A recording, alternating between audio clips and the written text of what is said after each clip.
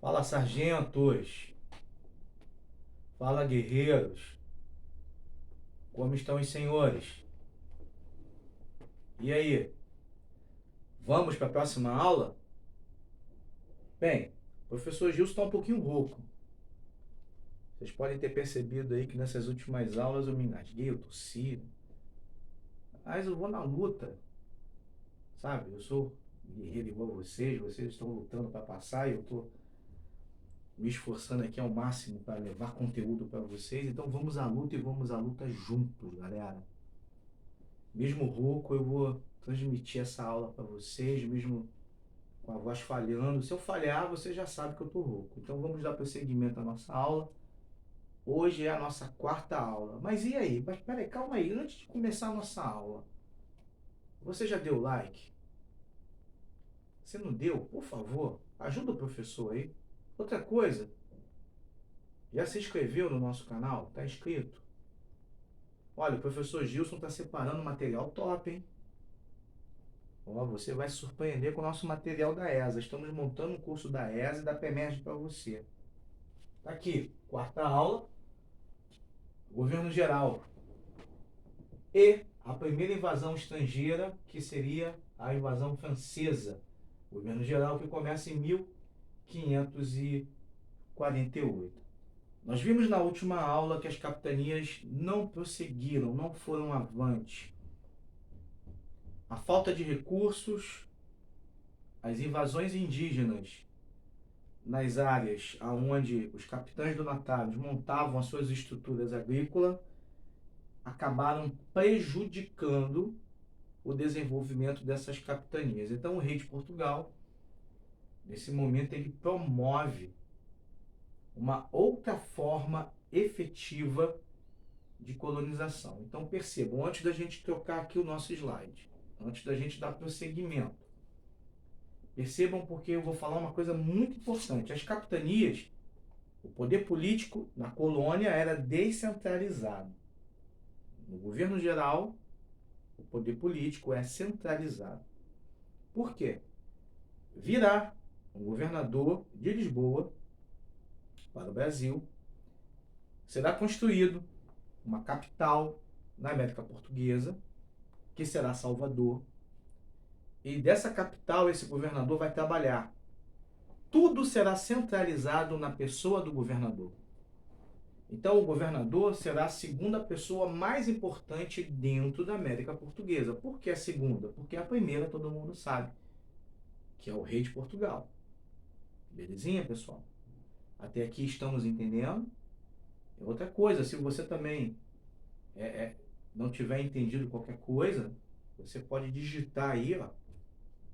Pode digitar nos comentários que a gente pode responder para você, a gente pode mandar um material ou, se possível, até preparar uma outra aula na tentativa de explicar. Vamos aqui dar prosseguimento. Centralização política. Então vamos falar um pouquinho de como funcionava a estrutura. Estrutura política dos governos gerais.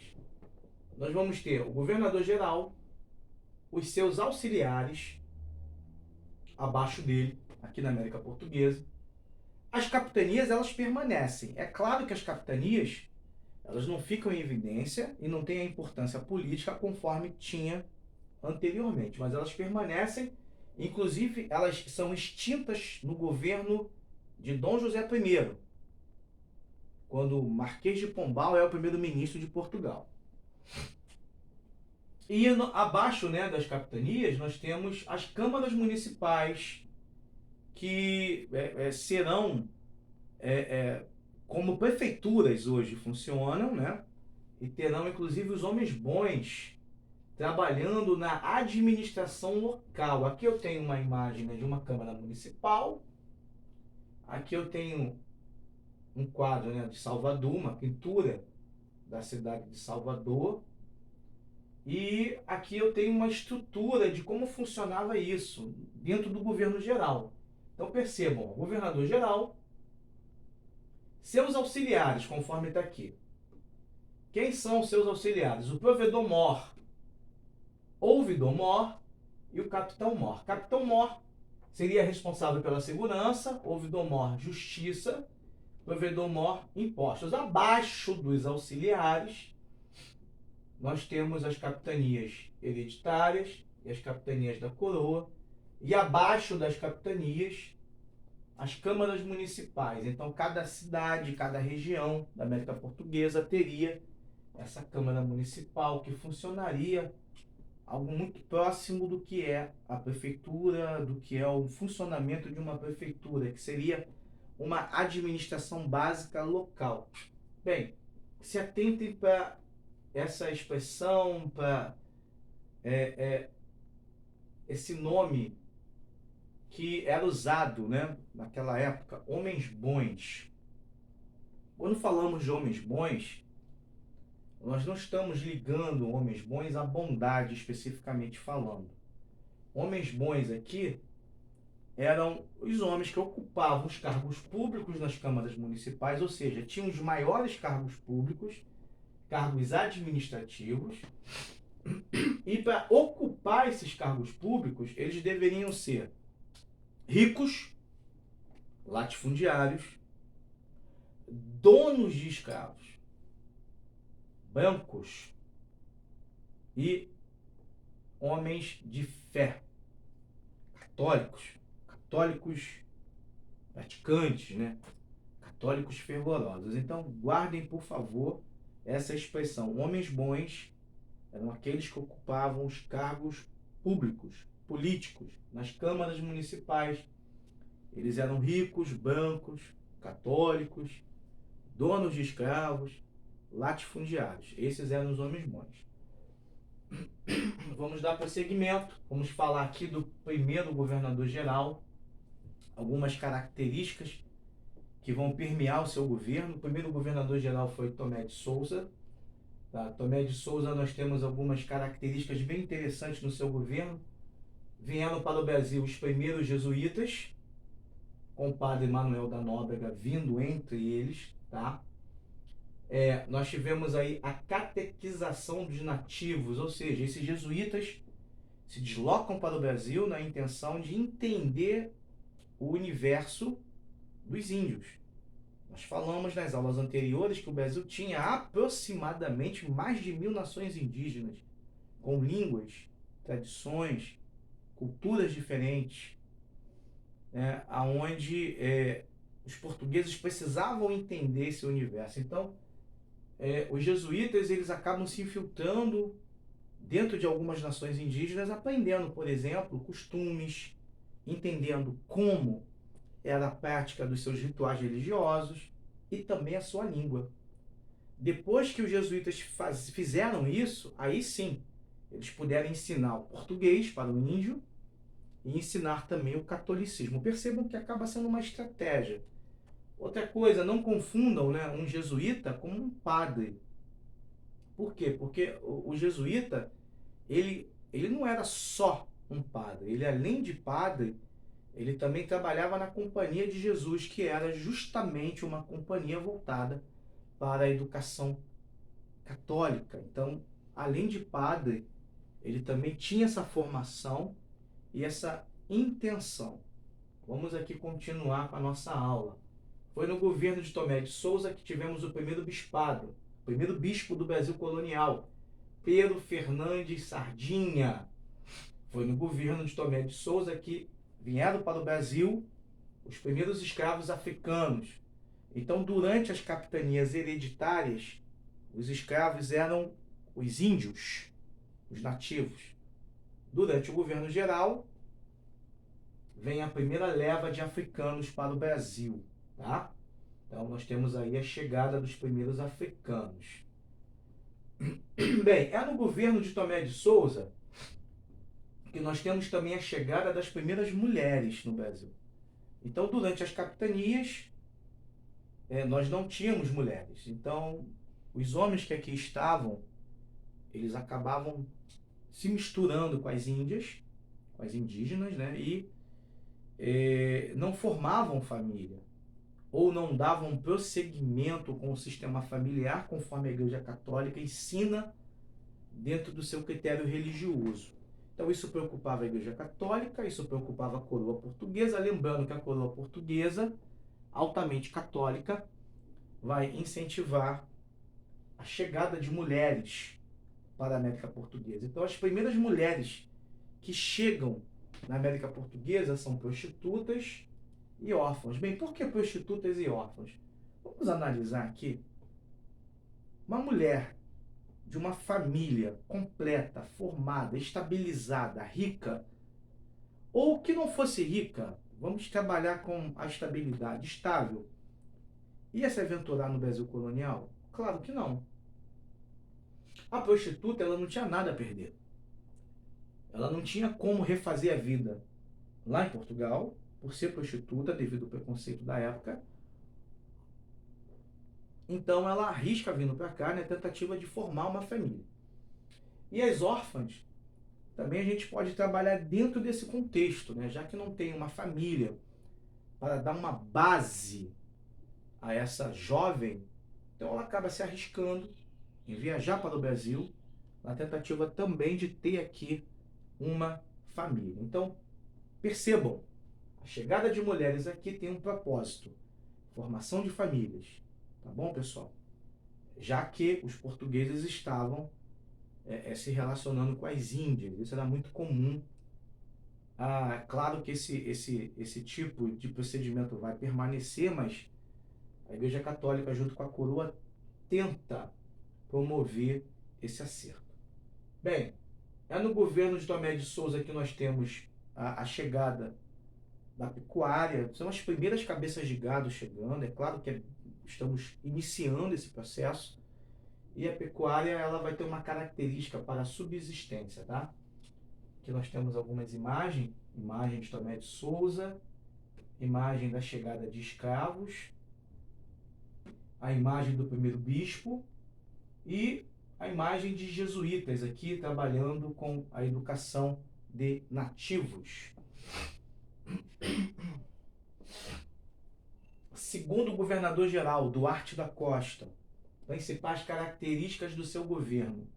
Foi no seu governo que a França promoveu uma invasão no Rio de Janeiro. A França, os franceses, eles acabaram ocupando a região do Rio de Janeiro com a ajuda de nativos, de índios tamoios, que eram inimigos dos portugueses. Então eles ocuparam o Rio de Janeiro e criaram a França Antártica em 1555.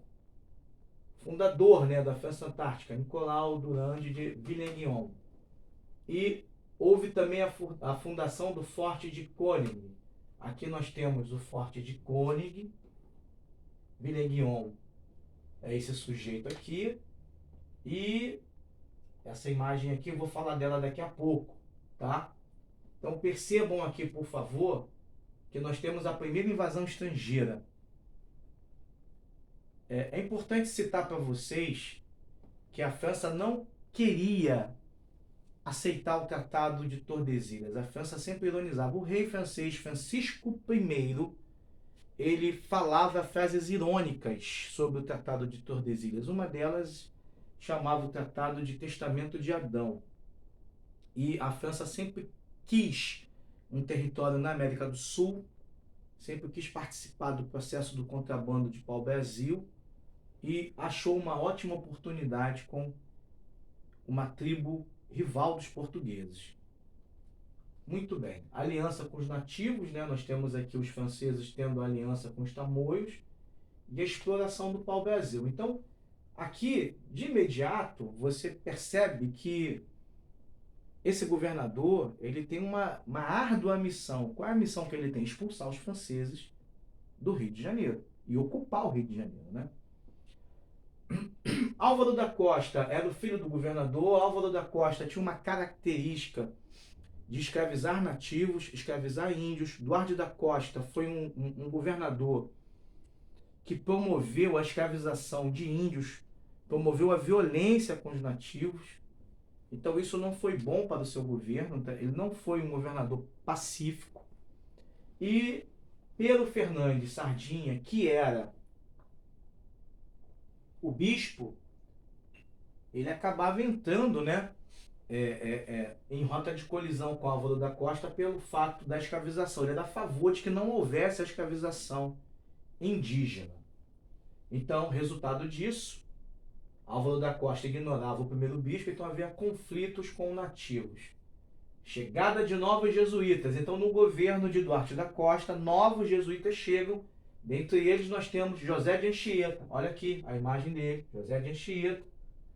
José de Anchieta, que escreveu obras, escreveu livros. E uma das obras eu destaquei aqui, a Arte da Gramática, ou Arte de Gramática da língua mais usada na costa do Brasil. Ele faz uma espécie de um dicionário, né, do tupi para o português. Olha que genial. Olha só que legal, né, que esses jesuítas eles acabam montando uma estrutura de conhecimento sobre os índios, e depois que eles têm esse conhecimento sobre os índios, eles acabam impondo o catolicismo e ao mesmo tempo ensinando o português. Uma estratégia usada pelos jesuítas. Duarte da Costa também procurou metais preciosos, né? Houve a procura de ouro, mas não encontraram. Ouro só será descoberto após a União Ibérica. Vamos dar prosseguimento. O governo Mendes Sá. Bem, características do seu governo, ó. Destruir a França Antártica, acabar com a França Antártica, expulsar os franceses. Então, para que isso acontecesse, inclusive isso já caiu na ESA recentemente, entrar no Rio de Janeiro, atacar os tamoios, atacar os franceses, os portugueses acabam fazendo aliança com uma tribo indígena inimiga dos tamoios. Professor, quem era essa tribo? A tribo Temiminós. Tá bom, pessoal? Então, os Temiminós, eles acabam dando apoio aos portugueses. Então, temos uma guerra no governo Mendes Sá entre portugueses, Temiminós, franceses do outro lado e tamoios. Líder dos tamoios era o índio Cunhambebe. Está aqui a imagem dele, tá? Era o líder dos tamoios que participou aí desse processo de aliança com os franceses. Bem, a administração de Mendes Sá ela foi positiva. Por quê? De certa forma, né? Aqueceu a economia, promoveu altos investimentos, a produção açucareira aumentou no Brasil colônia, os combates com as nações indígenas rebeldes, de certa forma, foram positivas porque ele conseguiu vencer, ele conseguiu derrotar outras nações indígenas que não queriam Portugal aqui, mas, diferente de Duarte da Costa, ele era pacificador. Ele só atacava as nações indígenas rebeldes. Ele só atacava as nações indígenas que não queriam a presença portuguesa no território. Expulsão dos franceses. Esse processo dura 2 anos, de 1565 até 1567. O chefe militar, Estácio de Sá, fundou o povoado de São Sebastião do Rio de Janeiro, que mais tarde será a cidade do Rio de Janeiro. Então esse foi o primeiro nome da cidade do Rio de Janeiro. Então aqui foi feito um posto militar, uma base militar, para que houvesse ataques, né, aos franceses e também aos tamoios. Em 1º de março de 1565, 1567, houve a expulsão dos franceses. Vamos lá. Curiosidade da nossa aula. Foi no governo Tomé de Souza. Chegou aí aproximadamente umas 1.000 homens, tá, pessoal? Então percebam que a população na colônia, aos poucos, ela vai aumentando. No governo de Tomé de Souza que chega as primeiras cabeças de gado, já falei sobre isso. Duarte da Costa, aproximadamente mais 200 pessoas e outras mulheres jovens órfãs também chegam no seu governo. Isso é uma outra curiosidade. Nós temos aqui a fundação do Colégio Jesuíta em 1554, que aconteceu no segundo governo geral, ou seja, aconteceu no governo de Duarte da Costa, e teve aí a participação dois padres, Manuel da Nóbrega e José de Anchieta foram os fundadores, né, desse colégio. Lembrando que só estudava nesse colégio quem queria ser clérigo, ou seja, padres, né? Curiosidades do governo Mendes Sá. Mendes Sá, o terceiro governador-geral, perdeu seu filho numa batalha. Fernão de Sá, com tribos indígenas rebeldes, na revolta de Clicaré, ocorrida em Espírito Santo. Tá? A fundação da cidade do Rio de Janeiro, 20 de janeiro de 1567, foi exatamente no dia do santo padroeiro da nova povoação, São Sebastião, daí o nome, né, desse santo católico. E nós temos aqui, eu coloquei dentro da curiosidade, a segunda invasão francesa, 1612 a 1614, França equinocial no Maranhão. Porém, essa segunda invasão, ela foi em um outro momento histórico. Ela aconteceu dentro do contexto da União Ibérica. Por último, para encerrar nossa aula de hoje, antropofagia. O que é isso? Algumas nações indígenas praticavam esse ritual. Comiam carne humana, acreditando que pegariam as qualidades do inimigo, né? O que haveria de melhor no inimigo praticando esse ritual. Galera, ó, um abraço, tá bom? Vamos continuar estudando. Em breve estaremos com novas aulas. Fiquem com Deus aí.